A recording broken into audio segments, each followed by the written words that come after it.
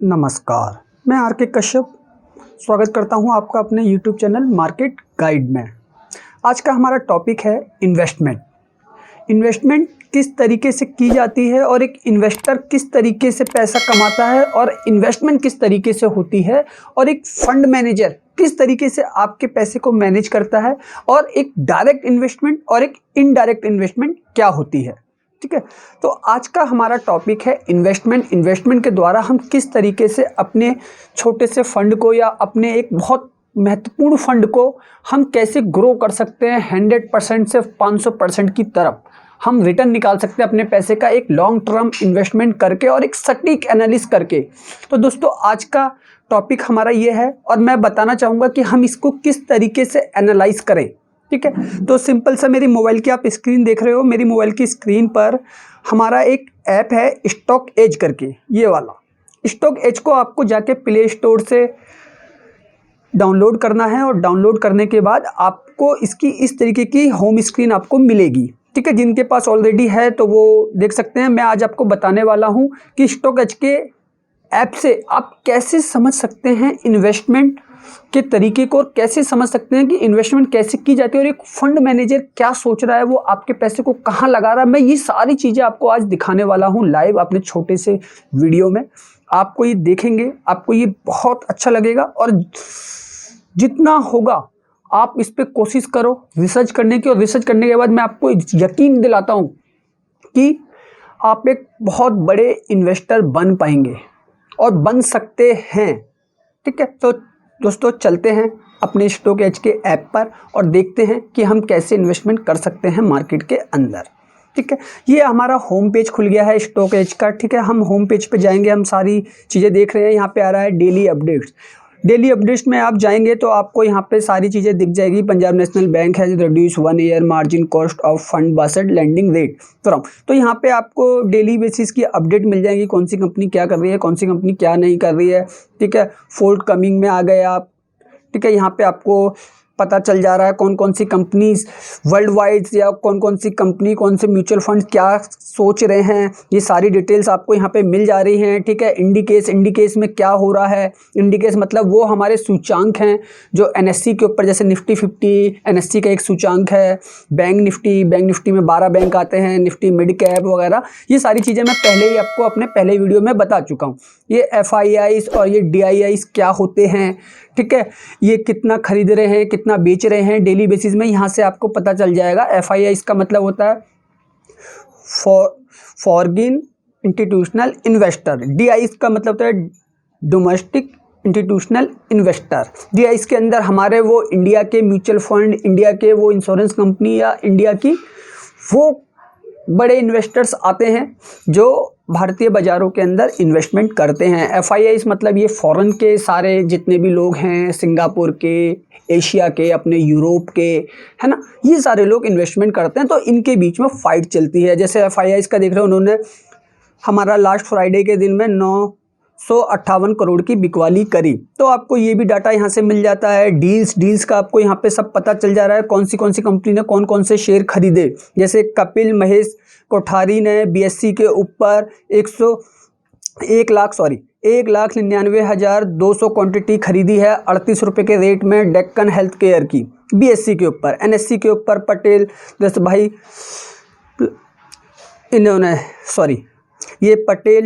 दशरथ भाई प्रहलाद भाई ने जो है 74,500 की क्वांटिटी जो है इन्होंने बुक करी है 205 रुपये में। ठीक है, तो ये सारी आपको यहाँ पे डिटेल मिल जाती है। यहाँ पे रिजल्ट आ रहे हैं, जितनी भी कंपनियों के कल की डेट में रिजल्ट्स आ रहे हैं, क्या आ रहा है, वो सारी चीज़ों का आपको यहाँ पे पता चल जाता है कंपनी कितना पैसा क्वार्टरली कमा रही है।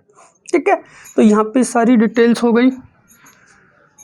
हो गई। अब हम आगे चलते हैं, बैक जाएंगे वापस से। बैक जाने के बाद हम देखते हैं स्टॉक में ये आपके सारे जो सर्च वाले ऑप्शंस हैं, इसके अंदर आप सर्च करके स्टॉकों को फाइंड आउट कर सकते हो। ठीक है, ये आपका FIDIs में अभी आपको बता चुका। स्टॉक स्कैन में जाएंगे, स्कैन में जाने के बाद आपको ये सारे फंडामेंटल्स मिल जाएंगे, कौन से शेयर ऊपर जा रहे हैं, कौन से शेयर नीचे जा रहे हैं। वॉल्यूम एंड डिलीवरी स्कैन मतलब इस मैं आपको खोल के भी दिखाऊंगा तो इसमें आपको पता चल जाएगा कि कौन से शेयर में वॉल्यूम आ रही है। वॉल्यूम मतलब होती है सप्लाई डिमांड, खरीदने वाले और बेचने वाले। टेक्निकल स्कैन, ठीक है, इसमें हम अपनी सिंपल मूविंग एवरेज, मंथ की एवरेज, 5 डे की एवरेज, वीकली की एवरेज, मतलब किसी भी स्टॉक के अंदर किसी भी इंडिकेशन में लगा सकते हैं। ठीक है। फंडामेंटल स्कैन मतलब जो कंपनी मजबूत होती है उन कंपनियों का एक फंडामेंटल स्कैन होता है। जो लगातार कंपनी ग्रो कर रही है तो वो फंडामेंटली स्ट्रॉन्ग कंपनी है। जो कंपनी लगातार डाउन कर रही है तो फंडामेंटली डाउन कर रही है। फ्यूचर स्कैन, फ्यूचर में भी वही कंपनी आ जाती है। इंडिया की 150 से 200 के बीच में कंपनियां काम करती हैं और जो कंपनी स्ट्रांग होती है वो स्टॉक ऊपर जाते हैं, जो कंपनी स्ट्रांग नहीं होती वो नीचे आते हैं। फ्यूचर स्कैन हो गया। ये ऑप्शन स्कैन, ऑप्शन में हमें एक बल्क में काम करना पड़ता है एक इंश्योरेंस कंपनी की तरीके से। ठीक है। तो यहाँ पे ऑप्शंस हो गया। कैंडल स्टिक चार्ट पैटर्न्स, आप ये समझते ही होंगे कि कैंडल्स के जो चार्ट बनते हैं, ठीक है, वो सारी चीज़ें यहाँ पे हैं। अब हम समझते हैं कि किस तरीके से हम एक स्टॉक को आइडेंटिफाई करें सेक्टरल। ठीक है। तो ये सबसे महत्वपूर्ण हिस्सा है। इसके आगे मैं इस वीडियो को नहीं खींचूंगा। ठीक है। बस सेक्टर के बारे में आपको बताना चाहूँगा कि हम कैसे एक अच्छा इन्वेस्टमेंट करें। ठीक है। अब हमें कंपनी चुननी है। बहुत सारी इंडिया की जो बड़ी बड़ी इंडस्ट्री हैं, ऑटो का सेक्टर हमारा सबसे बड़ा है, तो मैं यहाँ पे ऑटो खोल लेता हूँ, ऑटोमोबाइल्स खोल लेता हूँ। ऑटोमोबाइल्स में डीलर एंड डिस्ट्रीब्यूटर्स, ठीक है, हम इस पर क्लिक करेंगे। क्लिक करने के बाद आप देख पा रहे हैं यहाँ पे टॉप गेनर, टॉप लूजर देखने हैं। अभी यहाँ पे नो डाटा अवेलेबल आ रहा है। फिर हम चलते हैं कास्टिंग एंड फॉरगेन में, यहाँ पे ये सारी कंपनियाँ आ गई। ठीक है। अब आपको चुननी है एक अपनी मजबूत कंपनी। मैं किस कंपनी को सिलेक्ट करूं, किस कंपनी को देखूं। अब जैसे मान के चलो मुझे कोई सी भी एक कंपनी इसमें से छांटनी है। इस कंपनी के अंदर 4% का मूवमेंट हुआ है, वॉल्सपन कॉर्पोरेशन लिमिटेड। ठीक है। 87 रुपये ये स्टॉक भागा है ऊपर। ये कंपनी में कितना पैसा लगा हुआ है, एफआईस का कितना पैसा लगा हुआ है, डीआईस का, ठीक है, और कितने बड़े बड़े इन्वेस्टरों ने इस कंपनी को खरीद रखा है। ये सारी चीज़ें आपको अभी पता चल जाएंगी। ठीक है। मैं ऐसे ही आप सेक्टरल इसका एनालिसिस कर सकते हैं। देखिए जैसे इसका चार्ट खुल गया, ये अभी 1 डे का चार्ट है। हम वीक का चार्ट खोलेंगे, इस पर क्लिक करेंगे। वीक में भी ये स्टॉक ने जो है यहाँ से लेके यहाँ तक की परफॉर्म कर दिया। 87 रुपीज़ का, 87.80 का इसका जो वो है प्राइस है। ठीक है। ये मंथ में ये स्टॉक कितना ऊपर गया, कितना नीचे गया, यहाँ पे आप देख रहे हो 80 आ रहा है। ये इसका जो नीचे कैंडल है यहाँ 80 से चला है। ये आज 87 रुपये कुछ पैसे पे 6 मंथ में ये कितना ऊपर गया, कितना नीचे गया, ये सारा इसका चार्ट है। कंपनी क्या करती है। अब मैं इसके टेक्निकल्स में जाता हूँ। डिलीवरी बेस्ड बाइंग, डिलीवरी मतलब एक ट्रेडर जो इसको खरीद रहा है लगातार, तो वो इसकी डिलीवरी बेस्ड बाइंग है। ठीक है ना। अभी यहाँ पे सारी की सारी डिटेल्स आ रही है इसकी, है ना, कि मान के चलो मैं 1 जुलाई से लेता हूँ। 38% इसके अंदर डिलीवरी बेस्ड बाइंग हुई थी। लोग बाग खरीद के चल रहे थे। फिर उसके बाद 2 जुलाई को 50% लोगों ने खरीदा। फिर 3 जुलाई को 72% लोगों ने खरीदा। फिर 6 जुलाई को 55% लोगों ने खरीदा। मतलब डिलीवरी बेस ये बाइंग है जो लोग खरीद के चल रहे हैं। इसी तरीके से हम सारे स्टॉकों को आइडेंटिफाई कर सकते हैं। टेक्निकल्स में जाएंगे तो इसका परफॉर्मेंस आपको पता चल रहा है कि ये कब गिर रहा है, कब बढ़ रहा है। जैसे 1 डे में ये 4.34% अप गया है। वन वीक में जो है 8.73% अप गया है। 1 मंथ में 10% अप गया। 3 मंथ में 34.77% अप गया और 6 मंथ में ये 48% से नीचे आया है। तो ये सारी चीज़ें आपको पता चल रही हैं। फंडामेंटल्स इसके क्या कहते हैं, कौन सी ये कंपनी किस सेक्टर की, ये सेक्टर है ऑटोमोबाइल एलियंस का सेक्टर है। इंडस्ट्री कास्टिंग फॉरगेन है। ठीक है। वेबसाइट इसकी ये है, आप जाके चेक कर सकते हो ये कंपनी क्या बनाती है। मार्केट कैप इसका 2298 करोड़ का, जो कि एक बहुत अच्छा मार्केट कैप है। इस तरीके से सारे स्टॉकों को आपको पता चल जाएगा कौन सी कंपनी क्या करती है। इसकी फाइनेंशियल है, फाइनेंशियल कंपनी क्या कितना अच्छा परफॉर्मेंस कर रही है। 2015 में कंपनी का जो नेट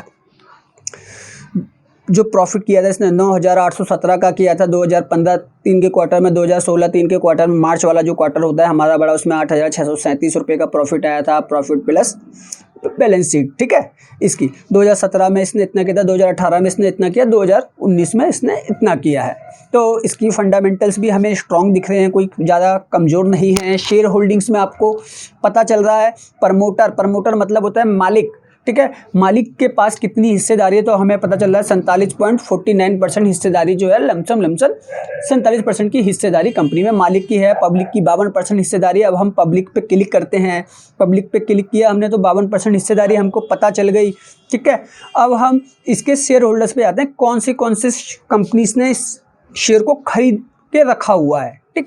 तो मैं आपको बताना चाहूँगा life insurance corporation of India, उसके पास 1 2 सैकड़ा, हज़ार, 10,000, लाख, 10 लाख, मतलब 91 लाख शेयर जो है life insurance corporation of India ने खरीद रखे हैं। मतलब LIC ने, रिलायंस कैपिटल ट्रस्टी फंड ने इसके 2.89% हिस्सेदारी खरीद रखी है। लमसम 75 लाख शेयर, 75,50,000 के करीब शेयर खरीद रखे हैं। ICI बैंक लिमिटेड ने इसके शेयर खरीद रखे हैं 45 लाख।